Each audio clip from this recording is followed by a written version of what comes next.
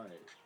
First and foremost, I want to give all praises, honor, glory to the one and true God, the God of Abraham, Isaac, and Jacob, also known as the Ancient of Days, also known as the Great Spirit, the true and living God, the Most High God, the God that created the heavens and the earth, and again, the God that sent his only begotten Son down to save his people. I want to give all praises again for another day and a blessing, and allowing me the opportunity to come out here to spread your holy word in sincerity and with truth, with all our heart, mind, and salvation. There's only one way, and that's through his only begotten Son, who the world calls Jesus. That's how you get to the Father. So, before we get deep into it, let's ask some questions. And you, sir, my son, we're going to ask you some questions. Let's see what you know about the Bible. We have not went over anything. I made sure I ain't talking to you about nothing. Have I asked you any questions? All right. So now it's time to shine. Let's see what you know about this Bible. Let's see what you know about the scriptures, right?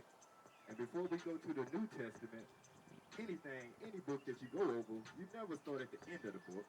We're going to go back to the beginning of the book. So let's get a couple questions in the beginning of the book. First question would be, there was a great flood. Very easy. There was a great flood. And one person was chose to build an ark. Don't look at me like that. What was the name of this person? Wait. Let's go around. Do we know? What's that? No. Ding, ding, ding, ding, ding, ding. So let's play the game then. If y'all two can't answer the questions, I get the point. But if you get the point, you get the point. We're going to see. Right? So we're going to say, ding. What's up? I was going to say, I'm a little...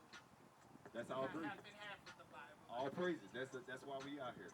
That way you can learn in a fun way. You know what I'm saying? This is not like church where they're going to sing and say, pass me money, and sing and pass me money, read half of scripture, and that's the sermon. Then say, go home and come on back. No, we're going to learn here today. Like I said earlier, I'm not here to preach. I'm here to teach. And there's a difference between preaching, because when you preach, you tell somebody how you feel about something, you know what I'm saying? You're coming up with your own understanding on things. But when you teach, if you're teaching right, and there's only one right way, only one right way, and that's coming out the book. Because this is the truth. This is the truth. Not my opinion, not your daddy's opinion, not your grandma, grandfather, great-grandma's, nobody's opinions. This is the truth. So here's another question then. With Noah coming up out the ark, before he got out of the ark, what animals was Moses commanded to bring inside of the ark? All right, let's see. Do you know? All of them. Okay, all of the animals that God said he created, he said this is good. Because you know the animals was created before the people, right? Grass came. I think the grass was on the dry land on the third day. Fourth day, I believe, was the grass. Fifth day was the wells and the waters and the seas. Sixth day was man and beast. But man, beast, and animals. Talk to me about the animals. Was it like a specific type of animals that he wanted to be on the ark? There was supposed to be 7 clean animals and 2 unclean animals. That's right. Give that man a round of applause. 7 clean animals and 2 unclean animals.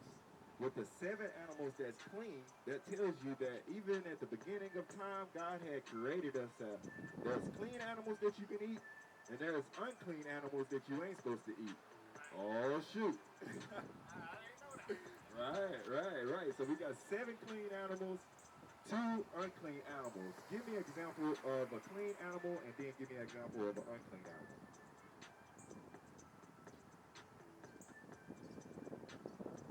A pig and a chicken. All right. Which one is clean? Which one is unclean? The pig is unclean. The chicken is clean. That's right.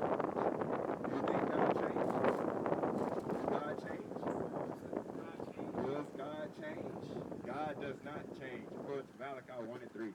He does not change. So there is clean animals on the earth and there's unclean animals on the earth. So with that being said, since we're talking about these animals, well, let me not make hastily things. Let's go back to some other. Here's another question. God had a chosen people, right? Tell me, come over here, Kobe.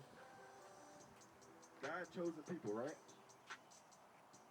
Who did God choose as the three main progenitors of God's chosen people? Who they come from?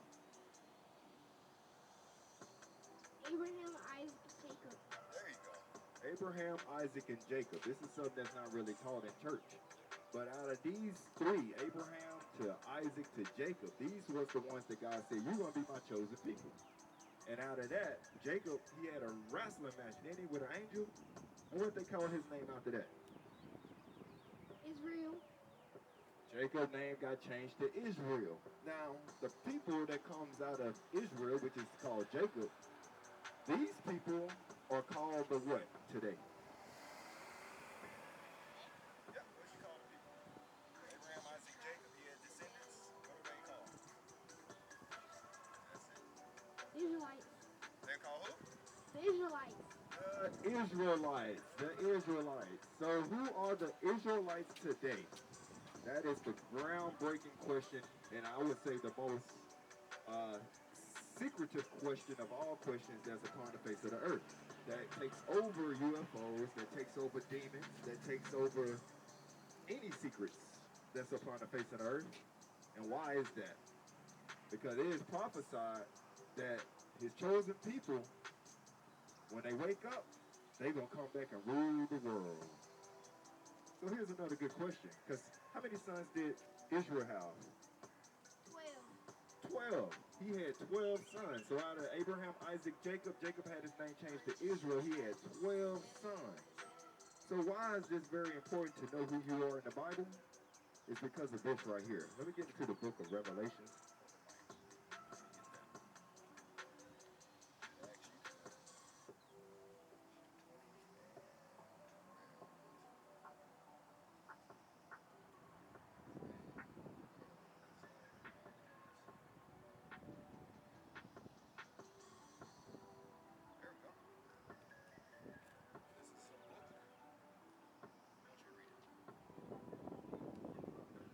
This is the book of Revelation, chapter 21. And I'll read the first verse and then we'll get to the point. It says, and I saw a new heaven and a new earth. For the first earth was passed away and there was no more sea. Let's go to 12. And had a wall great and high and had 12 gates. So we talk about the kingdom of heaven. Now this is in the book of Revelation. So this is the kingdom of heaven. Well, I was taught, when I was in church, there is one big pearly gate. But as upon reading this book, it says, if you love me, keep my commandments, and you're supposed to seek out the book, seek the truth for your own understanding and for your own worth. So reading this, it says, and they had a wall great and high. It had 12 gates. And at the gates,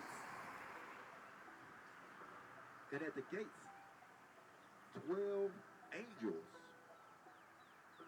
And the names written thereon were the names of the 12 tribes of the children of Israel. So 12 tribes of the children of Israel is for the kingdom of heaven, is for his people, the chosen people that he said, you my people, let my people go out of Pharaoh and with the Egypt. You remember that? With Egypt, the Egyptians? Let's get them questions too. These are the people that God made a covenant with. Them same people, when he said, let my people go, and they was with Moses, and he was telling the Pharaoh, hey, you better let these people go. I know you got them in bondage and captivity, but God said let these people know. Let them go, let them go, let them go. Pharaoh's heart was hardened by the Most High, right? Because the Most High said, I'm going to show you my power. I'm going to show the world my power. I ain't like these other gods that they serving. Because the Egyptians had gods too. Oh, shoot. Oh, yes. There's other gods upon this earth. So that brings the question up too as well. Just a side note. On the back of your dollar bill, when it say, in God we trust, what God are they talking about? what God are they talking about? Is it all caps? But it makes you wonder because there's many gods upon the face of the earth. Going back to Moses. Moses told Pharaoh, let my people go from the Most High. He did it. He did 10 plagues upon Pharaoh. Name 3 right quick. The water turned to blood. The frogs came out of the water. And there was the fleas that came out of the sand. Yes. Fleas, the flies. Fleas, flies, and lice. Yes, sir. Yes, sir. He also made it get so dark that you can feel the darkness. Woo. So dark that you can feel the darkness. And then his ultimate plague, the last plague, which made Pharaoh say, hey, I got to let them go. Get them up out of here. Send them right now. What was that the Most High did to Pharaoh to make him say, hey, y'all got to get up out of here right now? Every firstborn son, every firstborn son that didn't have the blood over their door, the lamb's blood, the Passover over their door, they got killed. That is correct again. Good job. So the very last curse that God put upon Pharaoh and upon the people of the Egyptians and upon the cattle, they even had the beast. The Most High said every firstborn male of this people, the Egyptians, death. He killed them all. And this refers back to what we will call today. They switched it over and they called it now Easter. But back in the day, or what we call it in the Bible, it's called the Passover. Because he passed over the children of Israel, those who had put the blood upon the doors. They marked the blood over their doorways, so when the death angel came at night, he just passed right by them. And he also said, don't you come out that house. Don't you come out that house, you better not. So that was right there in itself is another testament of if you really believed in God, would you did it? Would you did it? Here's another good question. If you really believe in the God of the Bible, because there's many gods